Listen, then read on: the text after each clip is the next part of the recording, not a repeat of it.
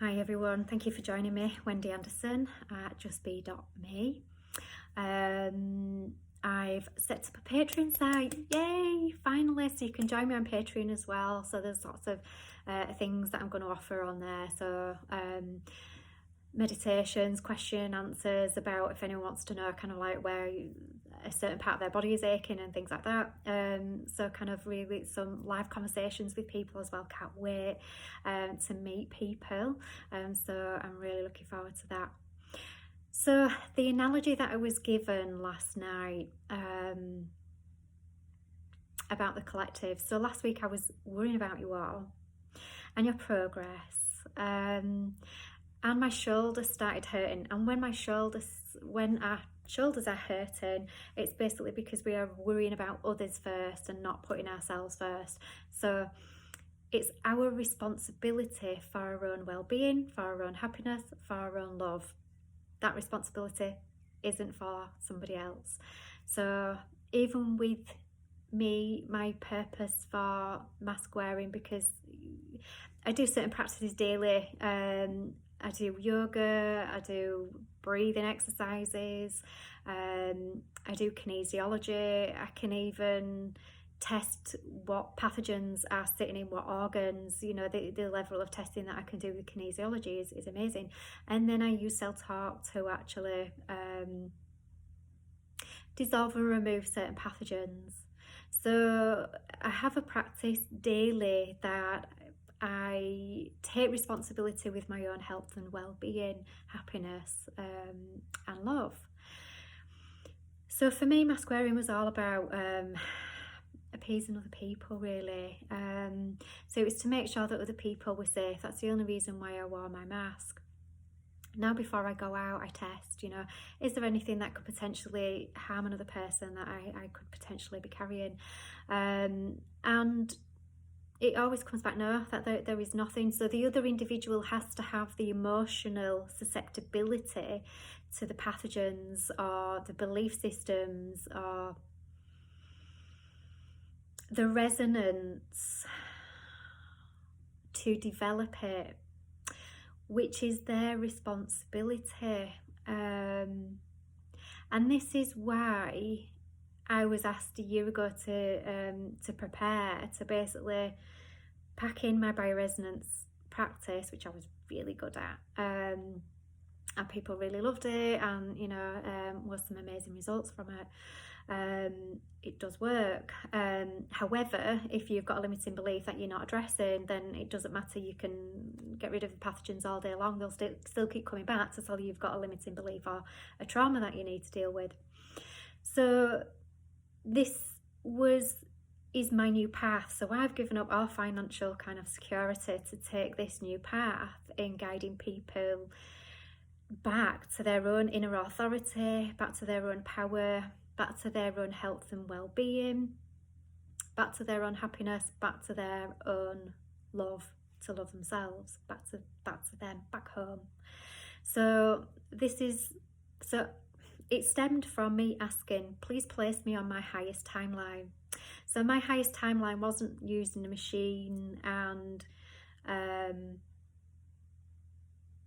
because that was putting the authority into a machine, a device, when everything within us that we need is our inner authority, and it's all within us. We just sometimes need a guide to show us the way how to access it. So this information has been around, the practices that I do has been around for centuries, in Chinese medicine, in Qigong, in Qi practices, all these practices, it's been around. So it's nothing new. But now more people are talking about it, which is a really, really good thing, as long as we are not censored, that is. So back to the analogy, my aching shoulder, worrying about the collective and their ascension process.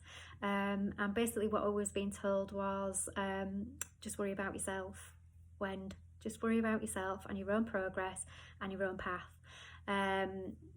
Keep asking to be placed on the path of love, be asked to be placed on the path of peace, and you will, like a phoenix, you will just walk through the smoke. And that's what they were saying, that it is just smoke you will be walking through. So don't be worried about getting your little phoenix feet burnt, because they won't. Have your eagle eyes switched on, have love for the plan, stay alert, stay awake, stay listening to guidance, stay in the heart space, keep to your inner knowing, really trust that you walk through the flames, no problem. So stop worrying about everyone else, concentrate on you, being you, go quiet, listen to yourself. That's all you've got to do. Easy. So worrying about you all. So this is the analogy that they give me as to what's happening at the moment. So there's some individuals on the planet, that is just a handful of individuals that are basically have certain agendas that takes humanity away from their free will, that they're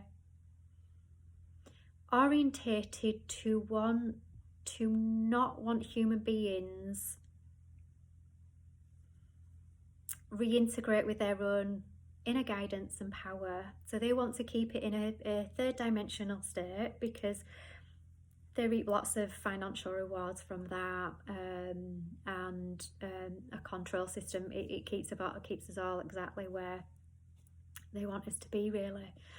But it's literally only a handful of beings, that's all. You know, when you look at the numbers of the collective, there's far outweighs in ratio.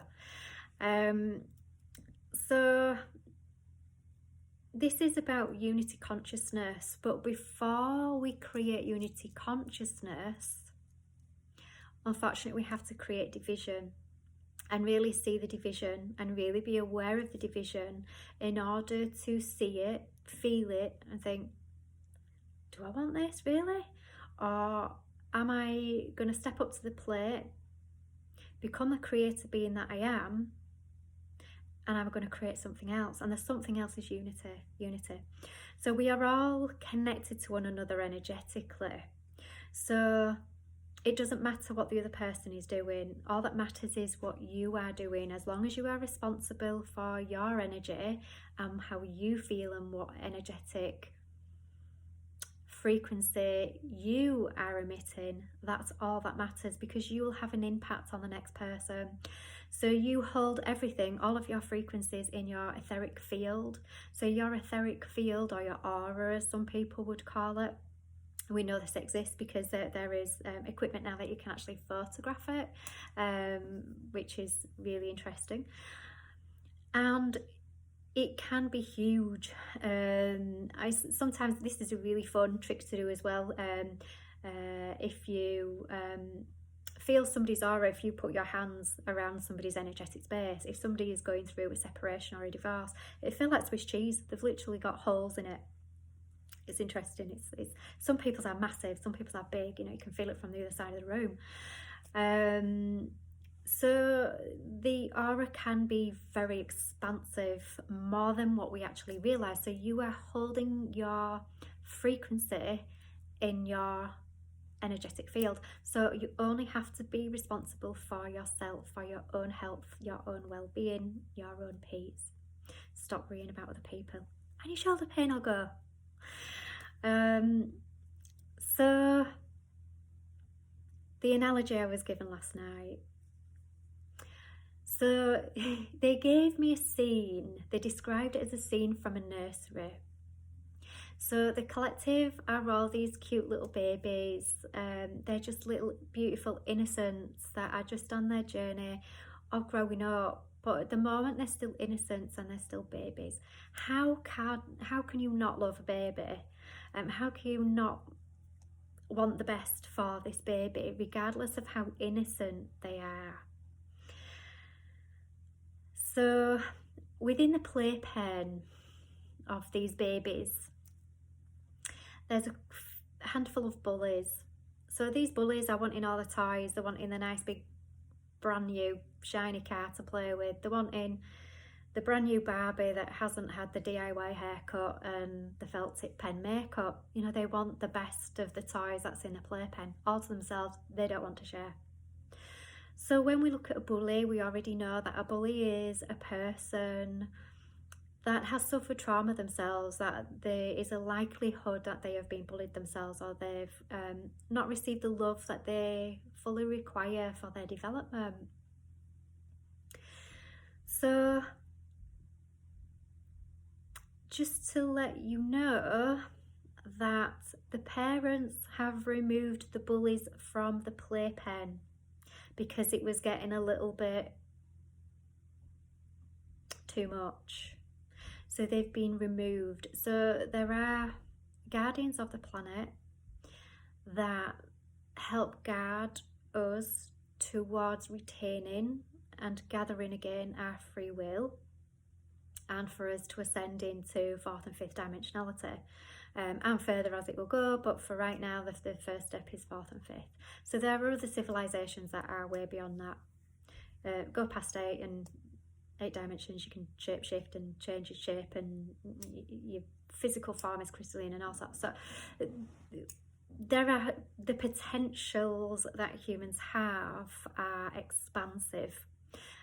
But we are still the new kids on the block. We are still the young ones. We are still the babies of all the star civilizations. So, as I'm told, each star civilization, when it gets to a certain maturity in its creation abilities, it will create another civilization and a planet. Then that planet grows up into its creation energy with responsibility. It creates another planet, another civilization, and we have 56 other civilizations. So this is the evolution of the universe and other beings. So there are all different types of beings with different levels of consciousness. We are the new kids on the block. So we are growing up from being babies into adolescence. So basically, when we are children, then we've got our parental authority. That keeps us safe, that keeps us not destroying ourselves or getting into capers that will lead to us self-destructing. So that's where we've been at. But we are now growing up out of... So the ascension is kind of like a little bit like the self-absorbed teenager. It's kind of you want to go to your room and play your music and just make yourself feel a bit better, because it's kind of like, it's joyless, isn't it, being a teenager? So you try to find it every which way you can, in your music, in your devices, whatever it is that kind of like makes being a teenage bearable. So that's the kind of like lockdown and everything that we've been through. So we kind of, around the playpen, there are the older brothers and sisters, which was shown to me as kind of like the light workers. So you've got the older brothers and sisters that are happily playing in this nursery. You know, one's on a rocking horse and one's painting a picture, one's quite happily just singing to themselves, playing with toys. There's another one having a meltdown in a corner because they're bored and they just want to go home. Quite a good analogy, that, isn't it, for some of us? So they're older and they see the bullies. Some of them will try to protect their little younger brothers and sisters as well.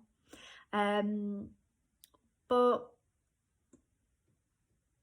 they're just probably there's not enough of them. There's not enough big brothers and sisters to deal with it. It's got to be a parent. So the parents have removed the bullies for the time being.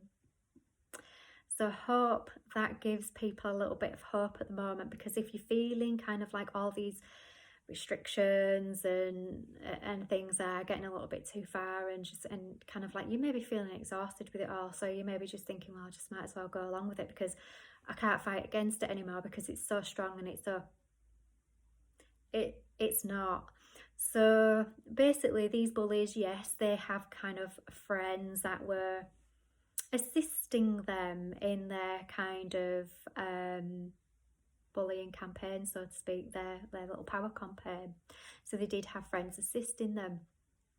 So we tend to find that when bullies are removed out of the situation, those friends that were assisting tend to just fall in line with everybody else.